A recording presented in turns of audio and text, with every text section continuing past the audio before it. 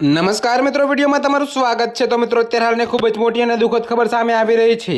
ત્યારે મિત્રો તમને જણાવી દઈએ કે જૂનાગઢમાં પોલીસને શર્મસાર કરે તેવો કિસ્સો પ્રકાશમાં આવ્યો છે। તો મિત્રો, જૂનાગઢમાં પોલીસ કર્મચારીની પત્ની આત્મહત્યા કરી લેતા સમગ્ર વિસ્તારમાં ચકચાર મચી જવા પામે છે। તો મિત્રો, આ સાથે સ્થાનિકોમાં આ પોલીસ કર્મચારી પતિ સામે આક્રોશ જોવા મળ્યો હતો।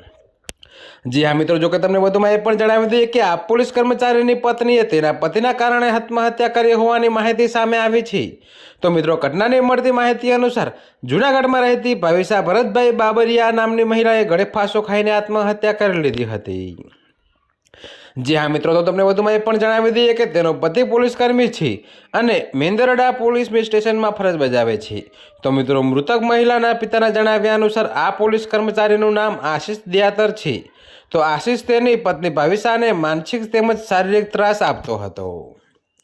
જો કે મિત્રો, મૃતક મહિલાના પિતાએ માળિયાહાટીના પોલીસ સ્ટેશનમાં આ અંગે ફરિયાદ નોંધાવી છે। જો કે હાલ માળિયાહાટીના પોલીસ આ અંગે તપાસ કરી રહી છે। જો કે મિત્રો, પોલીસે પોલીસકર્મી પતિ વિરુદ્ધ શારીરિક અને માનસિક ત્રાસ અને મરવા મજબૂર કર્યાની ફરિયાદ નોંધી છે। તો મિત્રો, અત્યારે હાલ માટે આટલું જ। મળીશું નવી અપડેટ સાથે। અને જો તમને અમારા વિડીયો પસંદ આવતા હોય તો વિડીયોને લાઇક, કોમેન્ટ, શેર અને અમારી ચેનલને સબસ્ક્રાઈબ કરવાનું ભૂલતા નહીં મિત્રો।